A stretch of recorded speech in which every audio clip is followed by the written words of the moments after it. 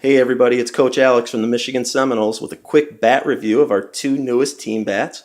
Just picked up a 29-inch, 17-ounce Combat Maxum, as well as a 30-inch, 18-ounce Mako Beast Hyperlite, the all-white edition.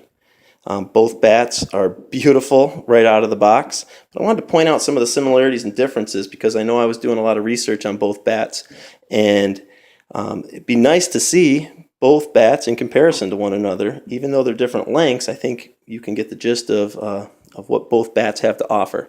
So how are these two bats similar? Well, they both have very long barrels for big barrel bats. Of course, the Maxum is known to have a very long barrel, and that's why I chose it in the 29 as opposed to the Beast. I wanted a 29 and a 30 and intentionally purchased the Maxum in the shorter bat because it's known to have the longer barrel. And you can tell, even though the bats are different lengths, the barrel sizes are almost identical. So that should come into play in our season when some of our shorter batters want to also swing a bat with a lot of sweet spot. They can still swing a 29 without moving up to the 30.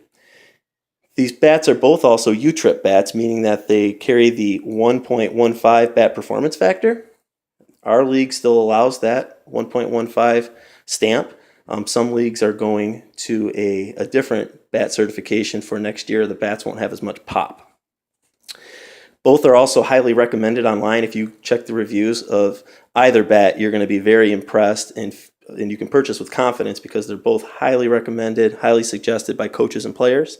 They're both also one-piece composite design bats. So one of the big complaints about both bats is that they can sting your hands a little bit if you don't catch the sweet spot, but that's true of even two-piece composite bats with dampeners. So if you don't hit a ball right, you are going to get a little bit of vibration.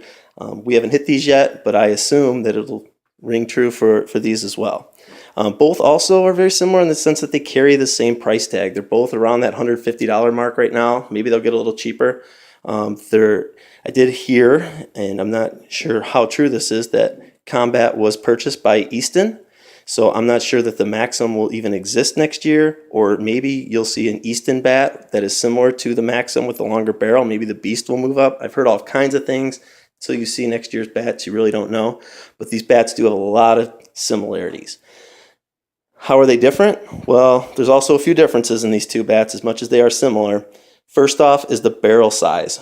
We've got a 2 3/4 barrel on the Beast, 2 5/8 on the Maxum. So they are slightly different in that sense. They also both have two different end cap styles. If you notice, the Maxum has a very flush end cap, whereas the Mako Beast carries it sticks out a little bit further, about 1/4 of an inch. Nothing too crazy, but you can tell that there's definitely a difference there, and that might change the weighting. One may feel a little bit more end loaded. We'll see when we get the bats in the kids' hands. Another change, of course, is the difference in size, but the grip size. You'll notice that the Combat, the lizard skin grip, which it comes stock with, is about 1 inch longer than the stock grip that the Easton comes with. So we'll see how that works out. Of course, our kids are going to keep their hands down here anyway, so it really shouldn't matter, but maybe with bunting it might make a small difference, but just worthy of pointing out. Another difference, of course, is the knob down here. You can tell that the Combat has a much thicker knob at the end. Not a huge difference, but definitely noticeable between the two bats. Also, the warranty. I find it interesting that Combat Maxum has a 500-day warranty. If it's true that the company no longer exists, we'll see how valid that is. But the Mako, the standard Easton warranty, is only about a year. So both bats have a warranty. I'm sure just bats with their reputation will, if one of these bats cracks in the very near future, we'll be able to get 2 new ones pretty quickly, or a new one to replace that one.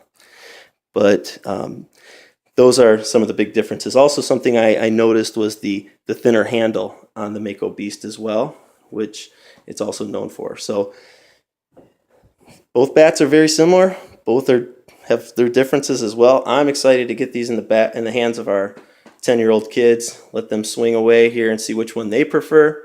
And maybe we could see lots of home runs in these kids' future. But just in case any coaches out there were looking at comparing the two bats, I hope you find this video useful. Thank you.